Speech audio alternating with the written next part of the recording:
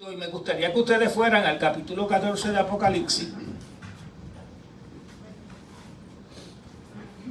Y los que les gusta la Biblia saben que desde el capítulo 12 empieza una visión.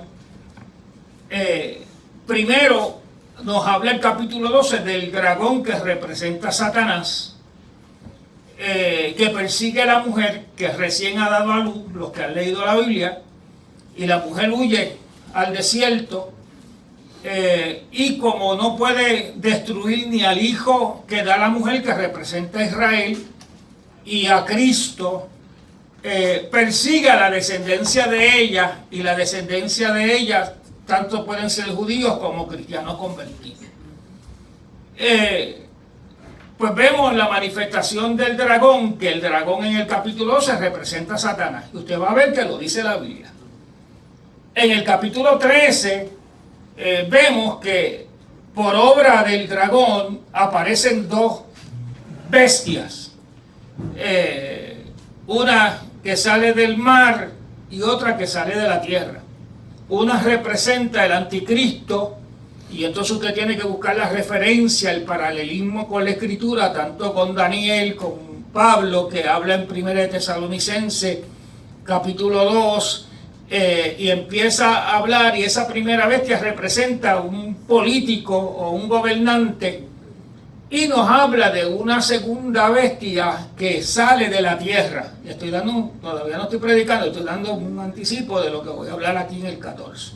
Esa segunda bestia, muchos la han considerado como un falso profeta, que viene en apoyo a la primera bestia y buscando que la mayoría de los seres humanos de la tierra adoren a la primera bestia, y hace señales y milagros. Estamos estudiando señales y milagros, pero no todas las señales y milagros provienen de Dios.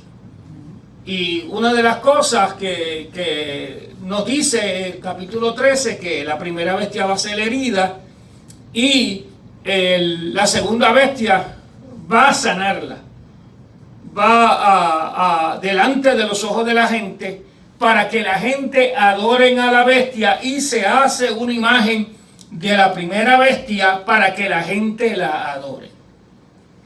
Va a haber un control tan brutal de los gobiernos del mundo por la primera bestia, que para poder comprar y vender, para poder caminar, la primera bestia se va a establecer un sello, una forma, una marca, algo que va a identificar a la gente, algo parecido como las tarjetas de membresía que tenemos nosotros para entrar a los sitios. Se especula mucho de que va a ser un chip, que va a ser en la cabeza, ¿así que se dice? Un chip.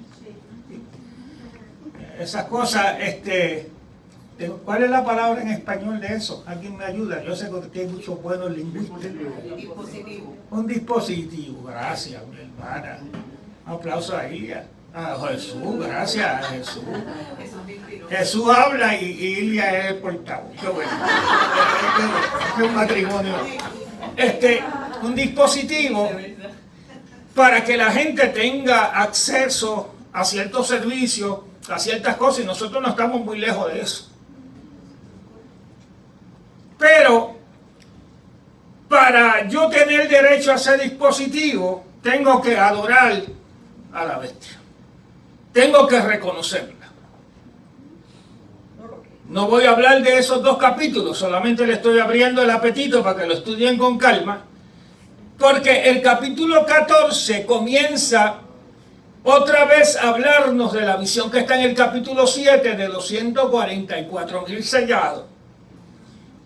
Y el 15, que no voy a entrar en eso hoy, habla de una multitud, que también en el capítulo 7 se habla, de gente que pasaron por periodos de turbulencia o de grande tribulación, pero que oyeron el mensaje del Evangelio y lo mantuvieron. Ahí pueden haber diferentes opiniones teológicas, y yo las voy a hablar en el libro.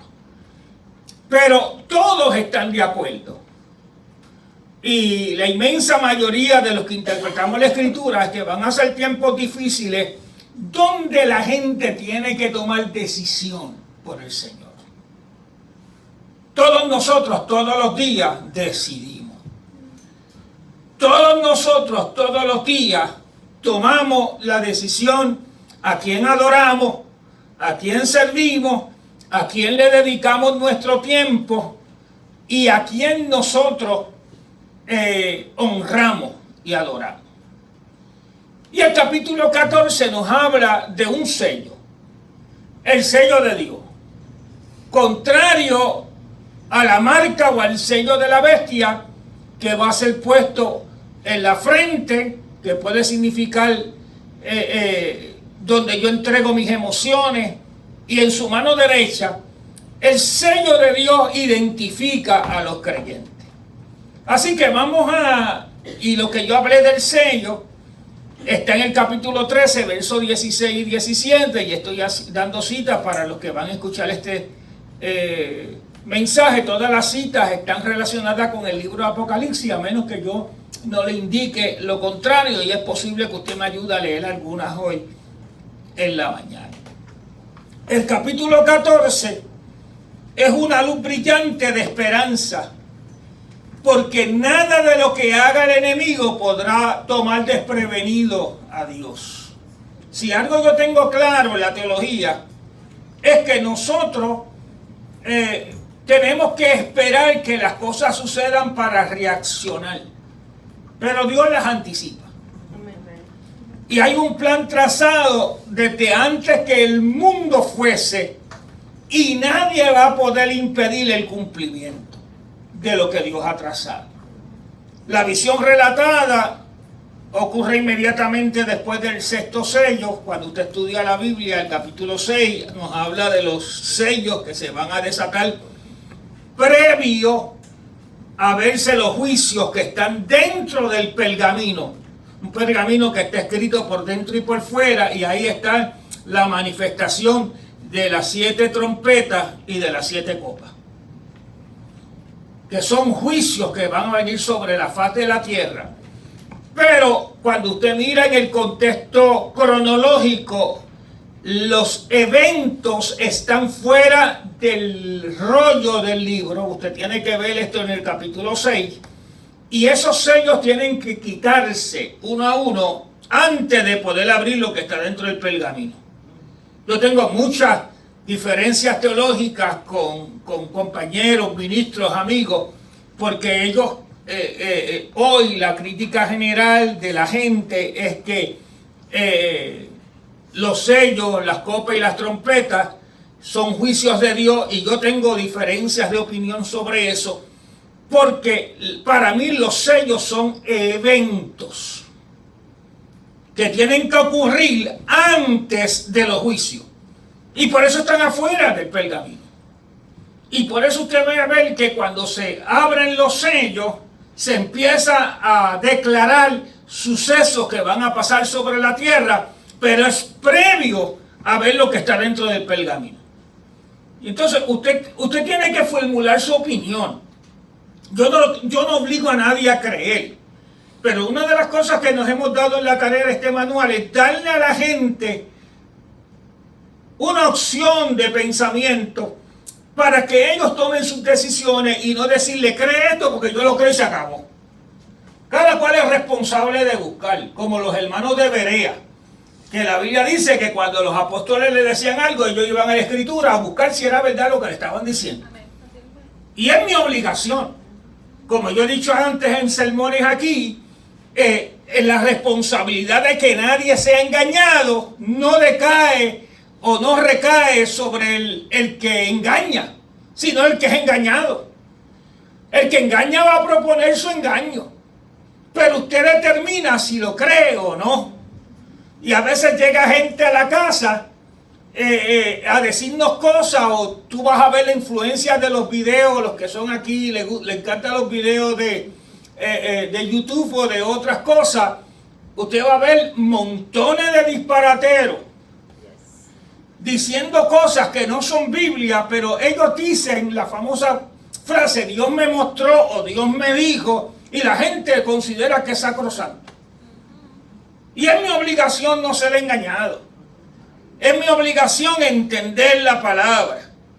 Y entonces, la visión, la Biblia dice que después del sexto sello hay una pausa, y ahí es donde aparece la visión de los 144,000 en el capítulo 7, que se repite en el capítulo 14 con algunas variantes. Y entonces tenemos que hacer distinción entre los 144,000 y la gran multitud, vestida de blanco, posiblemente creyentes no judíos de todos los confines de la tierra. Ya mismo vamos a leer esos versos.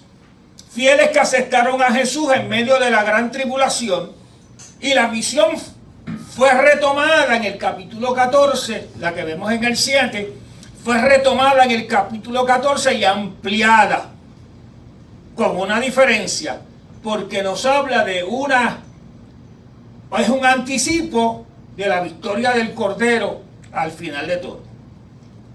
Yo quisiera que leyeran los primeros versos, alguien que se ponga de pie, los primeros versos del capítulo 14 del libro de Apocalipsis. Después miré, y he aquí el Cordero estaba en pie sobre el monte de Sión, y con el 144,000 que tenían el nombre de él y de su Padre escrito en la frente. Y oí una voz del cielo como estruendo de muchas aguas, y como sonido de un gran trueno. Y la voz que oí era como de arpistas que tocaban sus arpas, y cantaban un cántico nuevo delante del trono, y delante de los 4 seres vivientes, y de los ancianos. Y nadie podía aprender el cántico, sino aquellos 144,000 que fueron redimidos de entre los de la tierra. Estos son los que no se contaminan con mujeres, pues son vírgenes. Estos son los que siguen al Cordero por donde quiera que va. Estos fueron redimidos de entre los hombres como primicias para Dios y para el Cordero. Y en sus bocas no fue hallada mentira, pues son sin mancha delante del trono de Dios. Ok, vamos a dejarlo ahí. Gracias. Yo quiero que ustedes vean algunas características y señales que nos dice ese capítulo 14, verso 1, y que son parecidos también a los del capítulo 7. Otra vez, asignación, hay que leer la Biblia. Son personas que han salido como vencedores de la grande tribulación. En el capítulo 7 nos habla de que iban a ser sellados para enfrentarse a la gran tribulación. Estos ya han salido de la grande tribulación. Según el verso 3, son primicias. Primicia. Una primicia es algo que empieza, es el primer fruto, pero nos da a entender de que hay frutos después de eso.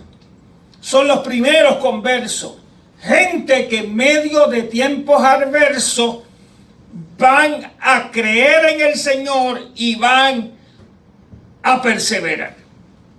Como le dije ahorita, siempre va a haber el contraste: persevero o sigo a Satanás. Me dejo llevar por las corrientes del mundo, por la oferta de Satanás. Siempre eso está en juego, todos los días. Usted decide si se mete en un pub, decide si se mete en un party, decide si convierte una relación anormal. Todos los días estamos tomando decisiones por el Señor y en contra del Señor.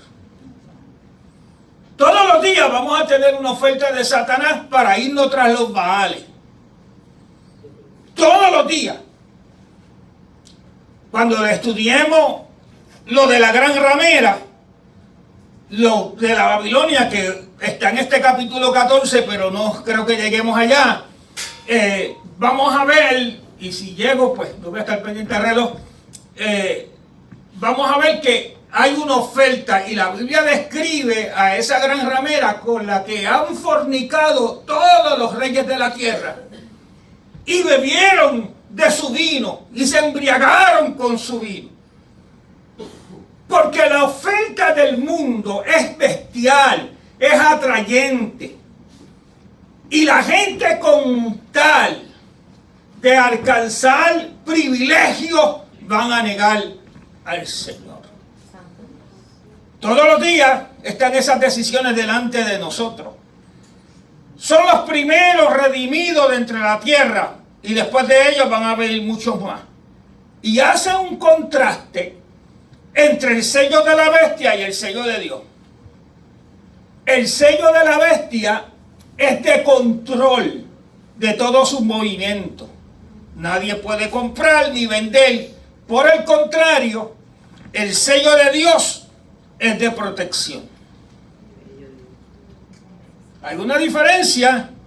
Ahorita vamos a ver que el que ejecuta los juicios distingue qué sello tiene cada cual. ¿Qué otra característica nos dice lo que leyó mi hermana Dori? Cantan un cántico nuevo que solo conocían los que vivieron la experiencia de la redención y del arrepentimiento de sus pecados. Es un canto de victoria por haber sido despertados a fe en medio de tanta oscuridad. Un canto que solamente puede cantar el que está agradecido. No es religioso, no el que viene a la iglesia, sino el que está agradecido. ¿Se acuerdan que yo he enseñado aquí que cuando yo empecé a levantar la cueva de Adulán, yo empecé a reunir con gente y yo me reuní con alrededor de 75 a 80 personas, entre ellos Carlos y Ginés en mi oficina de Montelledra, y con otros en mi oficina de Plaza San Centro y unos cuantos en las Catalinas. Yo tengo oficina en esos 3 sitios. Y entonces me dijeron las razones por las cuales se habían apartado. Y yo las escribí, 8 razones. Pero descubrí una novena que nadie me dijo. Pero yo le hacía una última pregunta a la mayoría de ellos, que me contaran su experiencia de arrepentimiento y de perdón de pecado. ¿Qué ocurrió el día que ustedes se convirtieron? Todo el mundo debe haber pasado por el proceso de la conversión. Eso es un requisito para entrar al cielo. No necesariamente para ser miembro de la iglesia, pero es un requisito para entrar al cielo. Y yo le preguntaba, cuéntame qué pasó el día de tu conversión. Yo me convertí un 9 de julio, yo tenía dudas con esa fecha, la acabo de confirmar, gracias a Dios, a buscar un almanaque del 1970. Y resulta que yo me convertí un 9 de julio, pero también descubrí que yo me casé un 9 de julio. O sea, qué bendición. Y hacemos ese énfasis. Yo me acuerdo el día que yo me convertí. Yo me acuerdo qué pasó. Yo le puedo decir el sermón que predicó aquel Fernando del Orvel, un dominicano, que después me lo encontré muchos años después, y cuando supo que yo le conté de mi conversión, le dijo a todo el mundo que era mi hijo que yo era su hijo espiritual. Y yo le dije, no, usted fue la persona que Dios usó para yo convertirme, pero yo soy producto del reverendo Abraham Marsach, que fue el que me cuidó, porque usted me dejó abandonado. Yo le dije, ¿verdad? Él se echó a reír, porque quien te cuida, quien te protege son tus pastores, los que están ahí. Él no sabía ni que yo existía, ni estuvo, no sabía. Él sabía que yo me convertí ese día, porque yo se lo dije 10 años después. Pero yo me convertí ese día, tuve una experiencia con Dios, yo lloré en el altar, yo tuve una sanidad. Para mí ese día fue significativo. Yo le pedí perdón a Dios por mis pecados, todos los que me vinieron a la mente. Y después he aprendido a seguir pidiendo perdón, porque por algunas raras coincidencias yo he seguido pecando en momentos dados de mi vida. Y entonces uno tiene que saber a dónde ir para buscar el perdón de del pecado. Dios te ama, pero hay que pedirle perdón a Él. Si el asunto es con el cielo, es a través de Cristo que se resuelve. Amén. Y si mis pecados me impiden yo llegar al cielo, yo tengo que buscar el rostro de Dios. Y entonces ese canto nuevo es el canto de redención. No todo el mundo lo puede cantar, los ángeles no lo cantan porque los ángeles no tienen el privilegio de arrepentirse. Solamente los que tienen convicción de pecado doblan sus rodillas ante el Creador y le piden perdón. ¿Qué otra cosa nos dice los versos que leyó la hermana Dori? Que no se contaminaron con mujeres, pues son vírgenes. Y esto es una de las cosas que le trae conflicto a algunas personas. La Biblia, entonces ahí usted tiene que ir al paralelismo de la Escritura. Denota pureza sexual. Quizás pueda referirse a que no fueron tentados o seducidos por la gran ramera, ni cedieron a sus propuestas, ni fornicaron con ella. Cuando usted busca en el Antiguo Testamento, y es muy normal que el pueblo de Israel, en momentos dados, Dios le dice que ellos adulteraron porque adoraron otros dioses, porque fornicaron con otros dioses, porque aceptaron sus propuestas, y Dios lo ve como una infidelidad. Pablo le dice a los corintios que han sido desposados para guardarse fieles a un esposo y que se presenten como virgen pura ante su presencia. Segunda de Corintios capítulo 11, versos 3 y 4. También Efesios capítulo 5, versos 25 al 27, nos habla que nosotros somos la esposa de Cristo y Él es el esposo. Y ve la infidelidad, ve la adoración a otros dioses. Cuando nosotros empezamos a oír la voz de Satanás y nos involucramos con sus propuestas, Dios lo ve como una infidelidad. Reconozco que el término virgen es conflictivo para interpretación, pero hemos sido responsables en buscar más de 15 versiones distintas, porque no solamente me someto a Reina Valera, he ido a más de 15 versiones, incluyendo católicas, sobre este verso, y todas, con la excepción de 2, usan el término de que se mantuvieron puros. 2 de ellas, adicional, dice que no se contaminaron con ritos sexuales porque eran castos.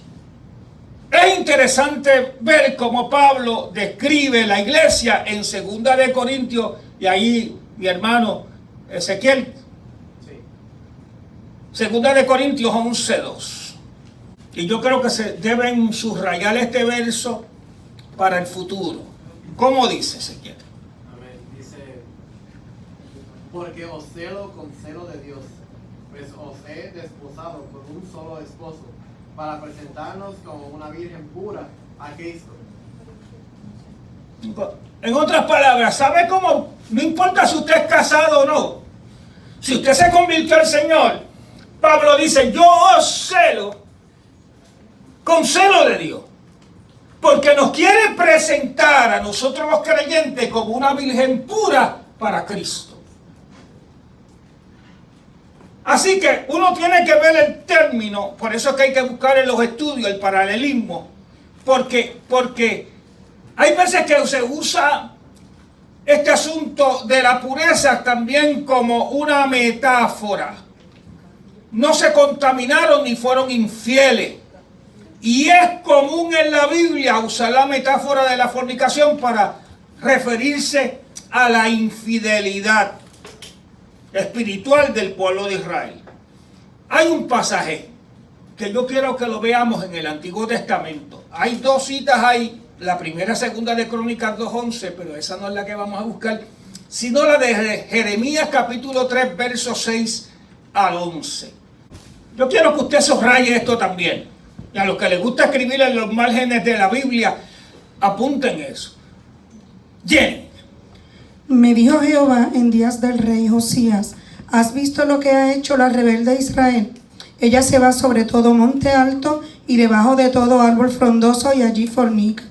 Y dije: después de hacer todo esto se volverá a mí. Pero no se volvió, y lo vio su hermana la rebelde Judá. Ella vio que por haber fornicado la rebelde Israel, ya lo había despedido y dado carta de repudio. Pero no tuvo temor la rebelde Judá, su hermana, sino que también fue ella y fornicó. Y sucedió que por juzgar ella cosa liviana su fornicación, la tierra fue contaminada, y adulteró con la piedra y con el leño. Con todo esto, su hermana la rebelde Judá no se volvió a mí de todo corazón, sino fingidamente, dice Jehová. Y me dijo Jehová: ¿ha resultado justa la rebelde Israel en comparación a la desleal Judá? Ve y clama estas palabras hacia el norte y di: vuélvete, oh rebelde Israel, dice Jehová, no haré caer mi ira sobre ti, porque misericordioso soy yo, dice Jehová, no guardaré para siempre el enojo. Amén. Esto es lo que se conoce en el Antiguo Testamento como la metáfora de las dos hermanas, Judá e Israel. Ambas se apartaron, ambas fueron consideradas que fueron tras la adoración de los dioses paganos.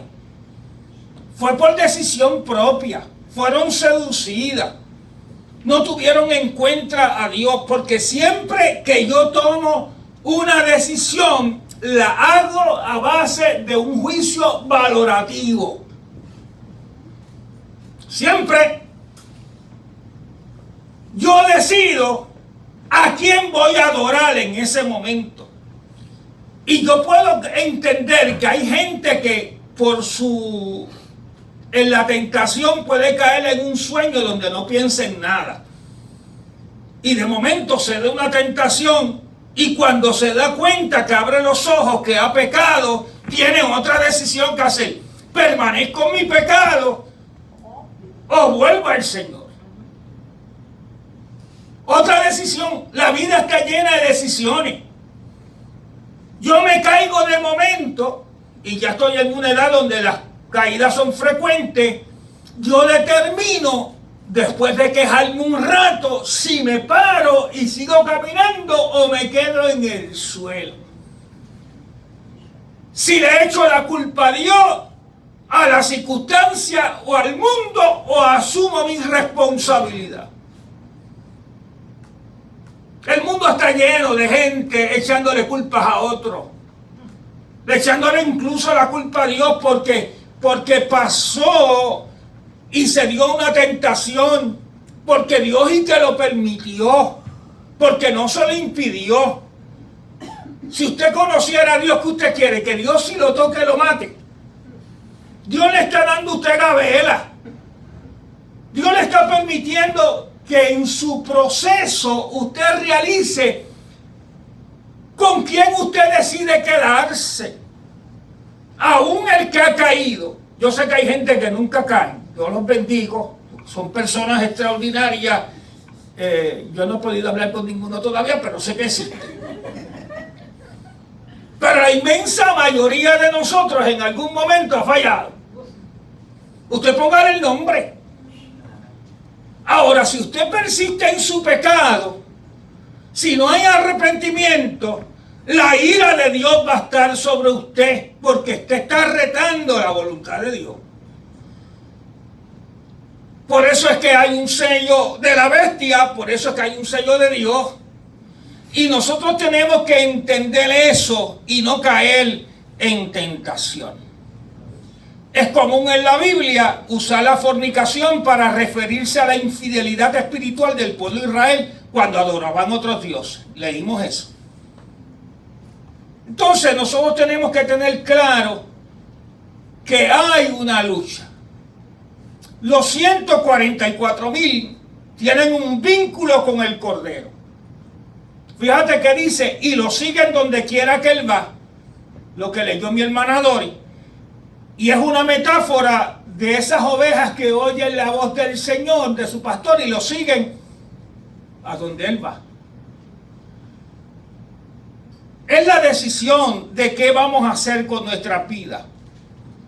Y termina esa referencia que leyó mi hermana Dori, que son intachables, que son sin mentira, que son gente transparente.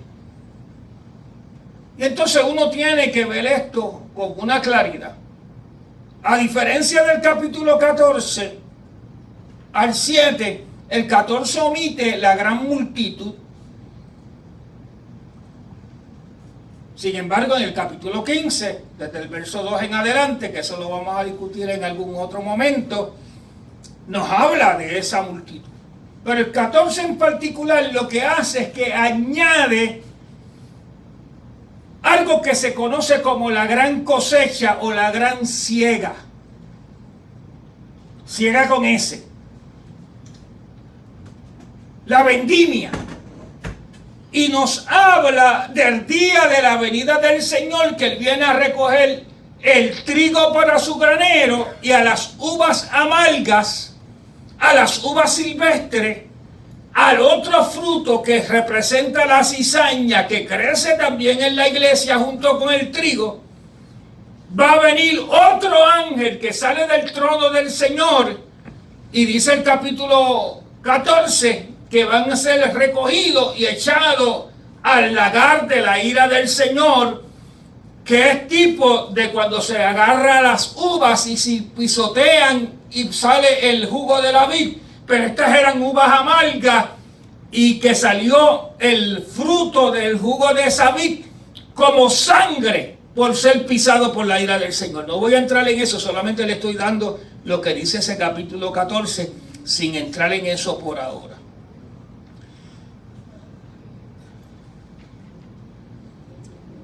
Recordemos que después de la cena del capítulo 6 se deja una pregunta. Y el 14 y después de eso el 7 la contesta. En medio de la crisis y de los juicios, ¿habrá alguien que se pueda sostener en pies? Porque lo que viene sobre la tierra es fuerte. Usted lo cree o no lo cree, eso es su derecho. Pero la respuesta del capítulo 7 y del 14 nos habla de personas que a pesar del sufrimiento y la persecución, creyeron y se mantuvieron en pie delante del Creador eterno y fueron librados del dominio del anticristo. El 6 termina con una pregunta: ¿quién después de estos juicios que aparecen de estos eventos que aparecen en los sellos, quién se va a poder mantener de pie? ¿Quién puede perseverar? Mire, yo siempre digo, y usted va a ver que puso un comentario hoy en Facebook, la gente, es difícil la fe en Occidente. Yo siempre hago una diferencia entre la fe de la burguesía europea. Yo después escribí un artículo sobre la fe de la burguesía europea y de Europa me escribieron para que diera explicaciones porque alguien se picó, pero yo no lo quise contestar. Pero la realidad es que la fe que se vivió en Europa después de la Reforma con Calvino, con Arminio en los Países Bajos, al principio fue una fe vibrante, pero después se acomodaron, como se acomodó la Iglesia Católica, a los preceptos del Estado también. Y entonces se profesionalizó la fe. La gente tiene una fe porque te la declara, pero le tiene problemas para vivirla, porque creer es una cosa, pero vivir de acuerdo a lo que yo creo es otra. Y siempre va a haber persecución. Y la inmensa mayoría de los cristianos del mundo occidental, incluidas Europa y Estados Unidos, estoy hablando quizás del Norteamérica y de algunos países industrializados en Centro y Sudamérica, la inmensa mayoría de los creyentes no sabe lo que es sufrir. Mire, usted le quita algo a alguien. Mire, yo vi gente en Estados Unidos peleándose por los quesos aquellos que daba el gobierno. ¿Se acuerdan de los quesos? Que la gente, parece que después que hacían la fila me los llevaban a casa. Yo nunca hice una fila, pero llegaron de esos quesos a casa. Los que tienen mi edad un poquito más, ¿se acuerdan de la leche de la Prera? De la Prera. Que no había manera de tomársela, ni caliente ni fría. Había que usar Cresto. Yo monté un negocito de Cresto en la escuela, vendiendo sobrecitos de Cresto a 5 chavos. Porque no había manera. Y entonces vemos que la gente no está dispuesta a sufrir. peleando por las cosas. Imagínese si a usted le dicen, a menos que tú no necesites, no te ponga la marca de la bestia, no puedes ir a conciertos, no puedes comprarle los negocios, no puedes disfrutar de la vida, porque la mayoría de los jóvenes en el país se van a los 18 años de las iglesias, lo que dicen es que quiero ver el mundo, quiero disfrutar de la vida. La iglesia es muy restrictiva, el mensaje es limitante. Vemos las luces de afuera. El diablo es tan terrible que al propio Cristo le enseñó los reinos del mundo y las luces del mundo y le dijo, si tú me adoras, siempre hay un si tú me adoras. Yo te voy a dar la fama, te voy a dar la exposición, te voy a dar el reconocimiento del mundo, pero si me adoras. Pero nadie es obligado a adorarlo. Porque eso que Satanás cree que es dueño le pertenece al Señor. Y nos va a ser dado si permanecemos fieles. Eso no es de Satanás. Incluso la eternidad, Satanás no tiene derecho a la eternidad, aunque en sí mismo va a tener eternidad en un castigo eterno. Pero nosotros, Dios quería que entráramos al cielo, que fuéramos parte de esa gran multitud que no se dejó sellar. Porque el sello no solamente es de Apocalipsis, todos los días somos sellados. ¿Qué sello ve el Señor en ti? Gloria a Dios. La gente que fue fiel, que no negó su fe, sufrió la persecución hasta la muerte sin claudicar. Fieles que mostraron una paciencia persistente para resistir el día malo. Otra diferencia entre el capítulo 7 de Apocalipsis y el 14 es que en el primero dicen que los sellados serán puestos a prueba, pero en el 14 los presenta como vencedores. Porque vencieron. La Biblia se refiere a los santos como personas que mantuvieron firme su fe sin negarlo, perseveraron sin flaquear, y en ocasiones se refiere con el mismo término a los ángeles, pero la Biblia dice cuando se refiere a los ángeles. Y uno tiene que tomar la decisión, se puede ser puro, se puede ser casto. Y déjeme buscar algo un poquito más abajo y con eso termino porque no me va a dar tiempo.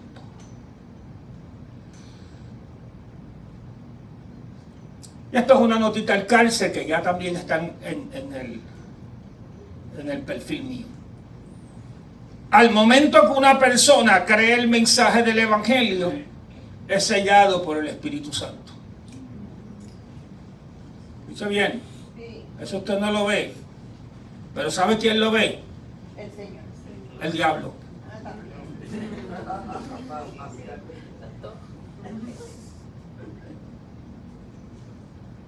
Esa fue la queja de Satanás cuando apareció en el cielo y le dijo, es que tú tienes a un hombre ahí que tú no permites que yo lo toque. Porque la Biblia dice que él ora, que él busca el rostro del Señor. Y el diablo decía, yo le he tratado de meter mano y yo no puedo. Quítale eso, que tú lo tienes, ese cerco protector, esa cobertura, quítasela. El diablo sabe cuando hay un creyente. El diablo no le interesa a los que ya tienen el sello de él. Viene a buscar el que no le pertenece. Por eso la Biblia dice que cuidemos de nuestra salvación con temor y temblor. Pero mire más lo que dice esa nota al cárcel. Se establece un pacto y un compromiso de salvación.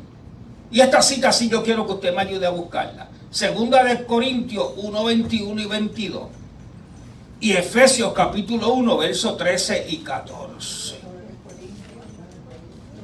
Segunda de Corintios 1, 21 y 22. Efesios 1, 13 y 14. Dos hermanos distintos se pueden levantar. Aquí está el primero. Segunda de Corintios 1, 21 y 22.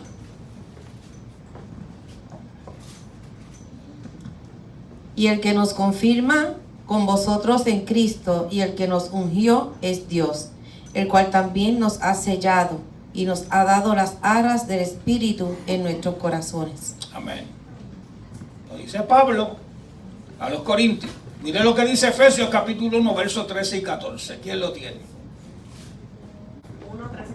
1, 13 y 14.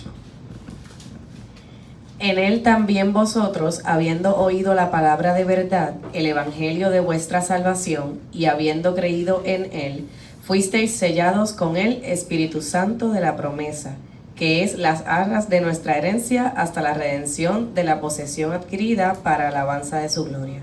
Amén.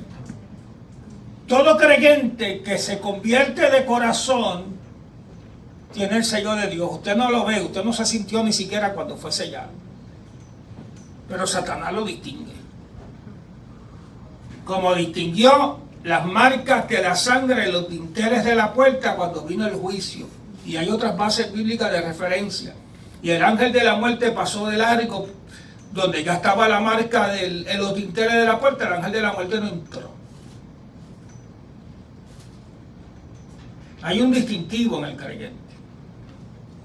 Pero Pablo escribe todavía un poquito más sobre eso. Ahora nos hacemos la siguiente pregunta. ¿Cómo la gente, no el diablo, no Dios, cómo la gente, dígale que está a su lado, cómo tú conoce que yo tengo el sello de Dios?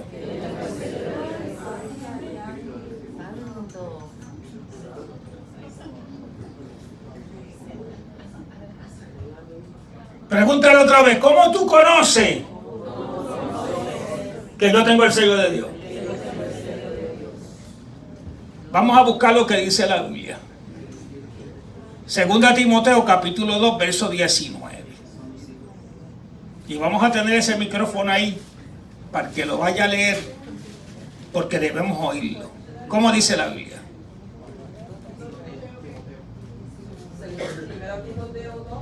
Segunda de Timoteo, capítulo 2, verso 19. Esos son versos que yo le pongo asterisco. Pero el fundamento de Dios está firme, teniendo este sello. Conoce el Señor a los que son suyos, y apártese de iniquidad todo aquel que invoca el nombre de Cristo. La gente nos distingue por nuestras acciones y comportamientos.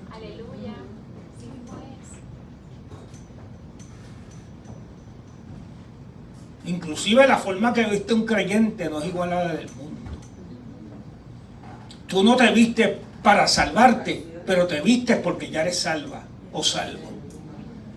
La forma que hablamos, los amigos con quien caminamos, mis relaciones, los lugares que visitamos.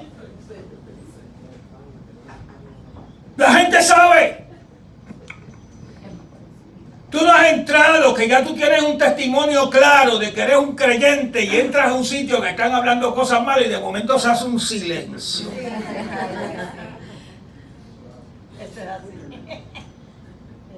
Porque tú eres un detente, ellos te consideran distinto. Ellos saben que algo está pasando. Tú no ves tu sello, pero el mundo lo está viendo. Satanás sabe que lo tiene y el diablo quiere tratar de quitarlo, y Dios distingue el sello de un creyente. Entonces, ¿qué hacemos nosotros? ¿Qué hacemos? ¿Mantenemos el sello de Dios? Mire, hay cosas en nuestra vida que han opacado o han quitado el sello de Dios.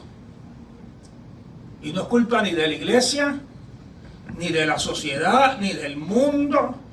Yo me dejé llenar la cabeza con el argumento de los hombres para decir que la iglesia, y te pueden haber, pero tú sabes que perdiste algo que te protegía. Porque el inconverso sabe que por más que dé una diatriba de excusas delante de los ojos de la gente, sabe que algo dentro de él se perdió cuando se apartó de Dios.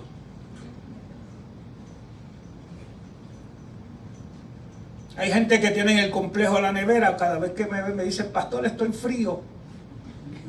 Sí, me han dicho, yo estoy frío ahora. A veces que tienen el complejo de la estufa, que dicen que están calientes. Pero hay veces que simplemente está indeciso, no sabe si es frío ni es caliente. Y esos son los más peligrosos porque no se dan cuenta. Y termino para hacer un llamado. En el Antiguo Testamento hay un profeta que era jefe de profeta en la torre de Acab. Y cuando dieron la palabra a Acab, el rey Josafat le dijo, estos son profetas tremendos que tú tienes aquí al servicio del rey, pero habrá otro profeta aquí que yo pueda preguntarle. Le dijeron, hay uno que está preso, pero ese a mí no me gusta, porque siempre me dice lo que yo no quiero escuchar. Y lo mandaron a buscar. Josafat, para insistencia de Josafat, que era rey de Judá, que tenía temor de Dios, y ese sabía quién era un hombre de Dios, lo mandan a buscar. Y cuando él da la profecía, primero de forma irónica y después le dice la verdadera, porque dice, yo quiero que me digas la verdad, y dice, pues no van a pasar este día sin que tú mueras en batalla. El jefe de los profetas, la Biblia dice que le dio una bofetada al profeta que estaba preso. Y le hace una pregunta. ¿Por dónde se fue de mí el Espíritu de Dios para hablarte a ti? En otras palabras, él hacía tiempo que había perdido la presencia de Dios en su vida, hacía tiempo, pero no se había dado cuenta. Porque la religión hace eso, la religión coge a la gente y los embeleza, los emboba, haciéndole creer con falsas esperanzas que están bien, pero ellos saben que en lo profundo de su corazón hace rato que Dios se fue de su vida. ¿Qué tal si nos ponemos de pie?